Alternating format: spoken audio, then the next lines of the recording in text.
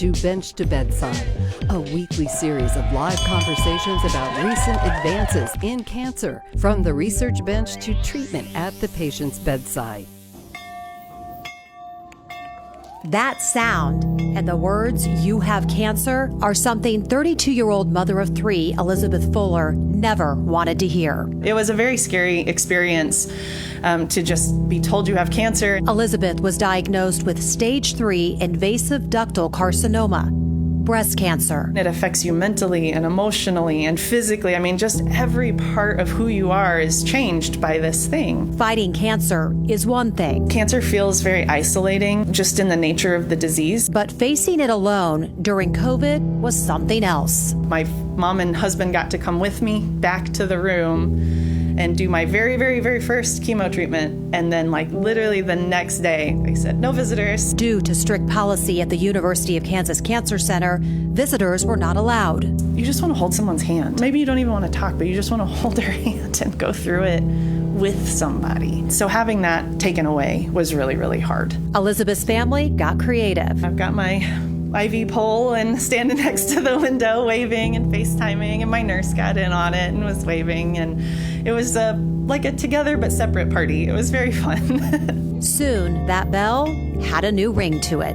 And kind of thought, well, that's a silly, kind of awkward thing. Why are we ringing bells? But then the more your side effects are really kicking in and you're feeling crummy every day, hearing that bell, all you can think is my time is coming. I'm going to get to do this thing. And you get real excited and counting down the days. But family still wasn't allowed in. We all went through this together. I mean, it might have been my fight, but they were with me through the whole thing. And they made it happen. Instead of them coming up for my bell ringing, I got to bring my bell ringing down to them. And that ring never sounded better. We made it. It's kind of like crossing the finish line and having the tape. This was our victory. We did it. October is Breast Cancer Awareness Month, and there is much going on related to breast health and breast cancer care at the University of Kansas Cancer Center. We're especially excited to talk about a new cancer center offering, our Second Opinion Multidisciplinary Telehealth Clinic. Through our telehealth services, patients can get a second opinion on their breast cancer diagnosis and treatment by visiting with a team of breast cancer specialists from the comfort of their own home. We've also launched a dense breast clinic for patients who have been diagnosed with dense breast tissue, which is determined using mammography. Because it's Breast Cancer Awareness Month, it's a great time for women to schedule their annual mammography screening, particularly during the ongoing global pandemic. Mammography screening is critical for your health and extremely safe because of the precautions in place at the University of Kansas Cancer Center to prevent the spread of COVID-19. With me to talk about these important topics is Dr. Jamie Wagner, Division Chief of Breast Surgery and Surgical Oncology and Director of the Breast Cancer Program at the University of Kansas Cancer Center. Thanks for joining us for today's Bench to Bedside. Dr. Wagner, could you start off by telling us about the Second Opinion Clinic, please? We are thrilled to be able to offer this new clinic. About 2 years ago, when we launched the Women's Cancer Center, we were able to expand our multidisciplinary practice to doing a true multidisciplinary clinic. And that was really the platform by which we have now built using telehealth. Mm-hmm. So what we are able to do is get a breast surgical oncologist, a breast medical oncologist, and a breast radiation oncologist, all three at the same time via Zoom, to provide the same level of NCI, designated cancer center type of recommendations while a patient's sitting at in their home. Mm-hmm.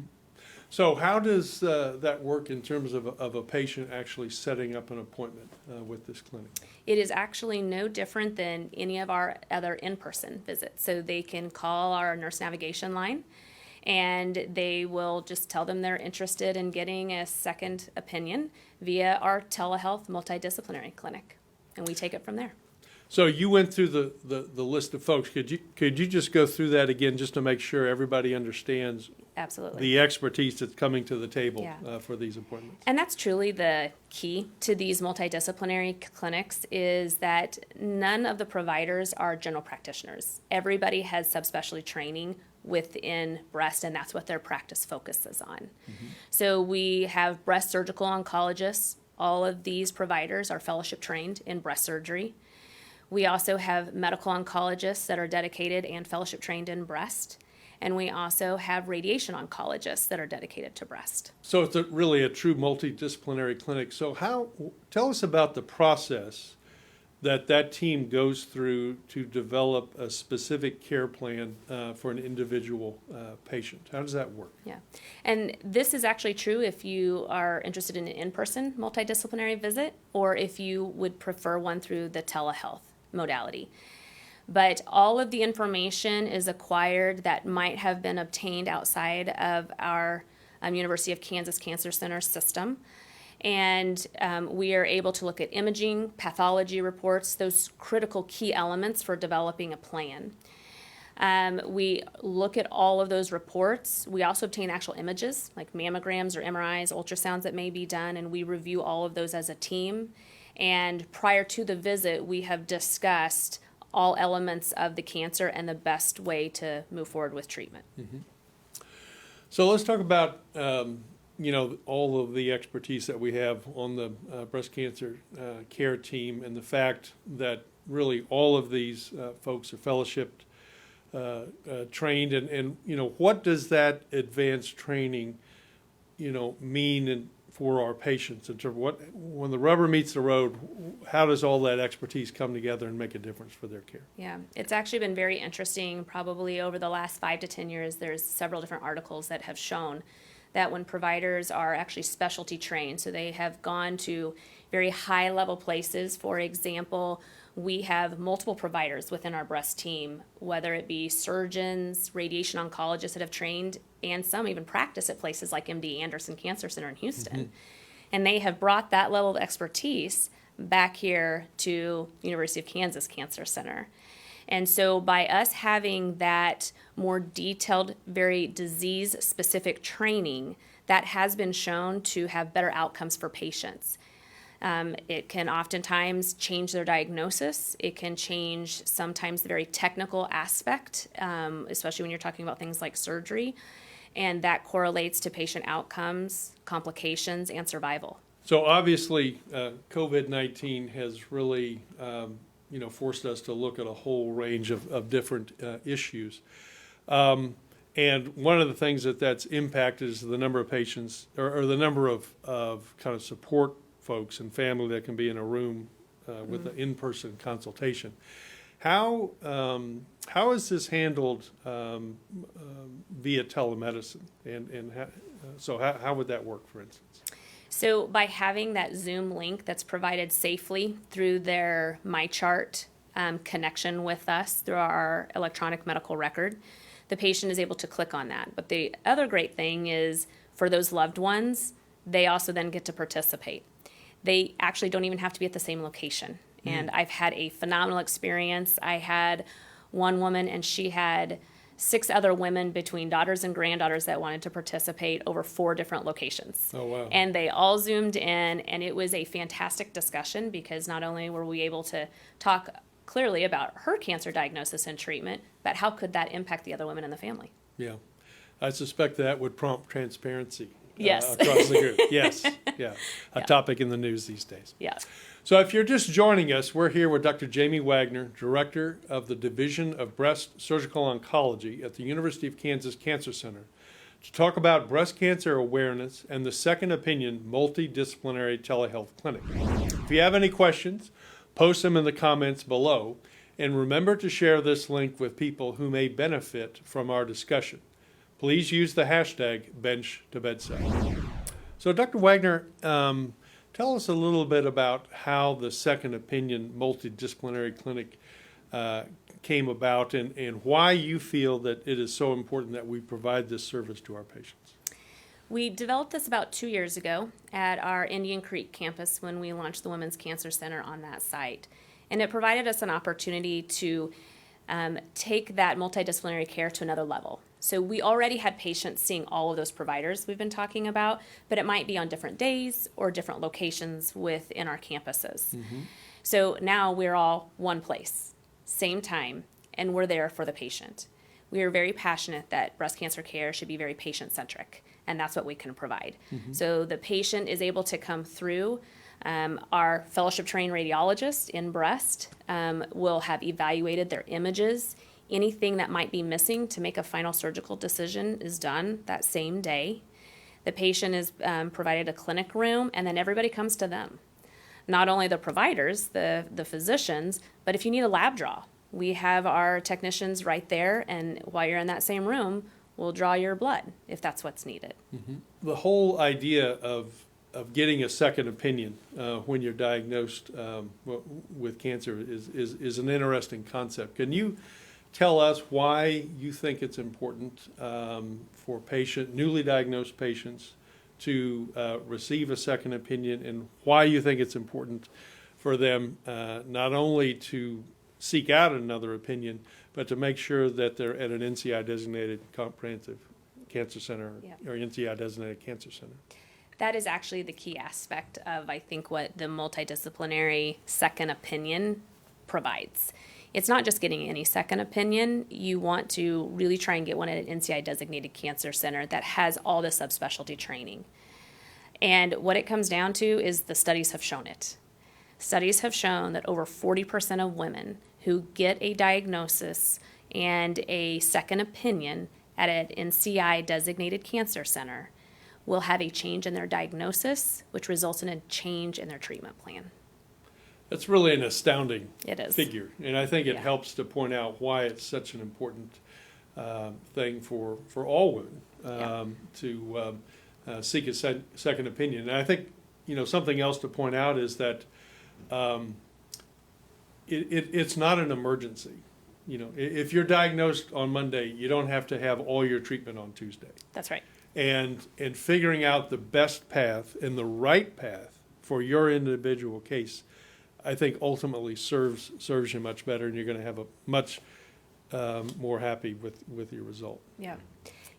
To be honest with you, historically, I think that's how we did it. We found a cancer, and we felt like we needed to remove it surgically as quick as possible.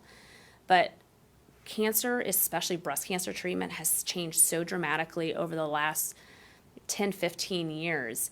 Sometimes it is actually a detriment to the patient's options and their ultimate outcome by rushing to surgery. Putting the plan together, having the right pathology, having the right imaging, and then figuring out how that plan should come together by those implementing the treatments. Sometimes surgery is actually not the thing to do first. So another thing that COVID has impacted in terms of cancer control and care is around screening.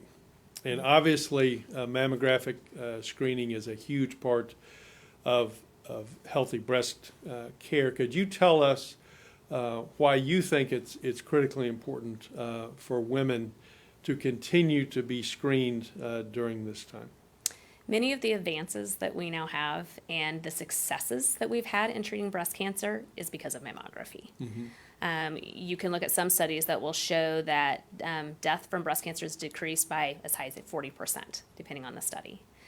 But what mammography and the advances of all imaging has allowed us is to identify breast cancers at smaller, early stages. And by diagnosing at that point, sometimes we need a lot less treatment to have even better outcomes for patients. And so smaller stages, earlier stages, we know patients have better survival. And that's what mammography has provided us. And, it's very hard. We're all so concerned about our health during COVID, but unfortunately, cancer doesn't stop for pandemics. Right. And that's what we are now providing is a very safe environment for women to continue to overall take care of their health. So the other kind of recent development in breast health here at the KU Cancer Center has been the implementation of a dense breast clinic. Could you tell us, one, how that works, and two, why that's such an important consideration? So women are going to very soon be getting on their mammograms, when they get that report, a reporting for what their breast density is. Okay, so prior to November of 2019, it was really at the state level, but now there is national legislation that is going to be requiring places doing screening mammography to provide women with their level of density. So what our clinic is going to provide is for women that may get that you have dense breast tissue, seek additional imaging or additional information, whatever the statement may be, that is where we will now provide a very critical service. We have specialty trained advanced practitioner providers that work side by side with the breast surgeons. Same method of getting to us, just call our nurse navigators, they take care of it. And we are going to provide basically an educational consult, because these are new words. Well, what is dense breast tissue? What does it mean, and what should I be doing with it? So we are going to provide that education. The fact that women who have dense breast tissue that maintain breast density as they've gone through menopause, those women have as much as a 4-fold increased risk of getting breast cancer. So if they're at a slightly higher risk than the average population, maybe we should be doing something more. The other aspect is that mammograms, unfortunately, their sensitivity, so their ability to pick up a cancer, is lowered with dense breast tissue. So that's almost like a second whammy for these patients. So a slightly higher risk of getting breast cancer, and then we don't pick it up as well by mammography. We have a lot of great options doing supplemental screening, meaning adding in an ultrasound to that mammogram, or possibly adding in what we call an abbreviated MRI, which is a shortened course MRI. Both of those have been shown to be extremely helpful. It doesn't mean you get out of your mammogram, which I'm sure a lot of women that don't like their breast being compressed would love, because there are still really great usefulness for mammography, but it's adding them in combination. And so we'll be able to talk about, are you one of those patients that should be thinking about this? And if so, we're going to help establish that. It also helps our providers, because this world has become very complicated, I think, for primary care doctors. And they are getting thrown so much new information all the time, and how to order all of this additional imaging is very complicated, to be honest. We have simplified it as much as we can, and it still sometimes feels complicated. So we're also helping those providers. So if they just want us to see the patient, get them set up for the right imaging, that either helps them know for the future, okay, this is what I need to order every time, or if they're just like, I'm just not comfortable ordering it, that's fine too. We will always make sure that those correct orders are in place for their patients. And then there's also the instance where women, sometimes their breast becomes non-dense over time. As we age, that may happen. That's the other thing that our radiologists do, is we always get the mammogram first, because it's diagnosed by mammography. If their Brenzel has now started to become more fatty replaced, we'll cancel the additional imaging. We don't want them to get something they don't benefit from. Yeah. Great. So could you tell us a little bit about what your final thoughts are on the second opinion clinic and the dense breast clinic, in terms of what that means for our patients? These are two phenomenal opportunities, really, for patients either with breast cancer to make sure that they are getting all of the information. Education is power. And that's really what we're providing, is them to empower their own healthcare by getting education and make the best decisions for themselves. And then the other population is those that might have a slightly increased risk. And we want to make sure that, without a doubt, they are getting the very best healthcare that they can and should be getting. Well, thank you, Dr. Wagner. It's great having you on the program this morning. And that's it for today. To learn more, please visit kucancercenter.org/women's cancer. Join us next time for Bench to Bedside. Thanks for watching.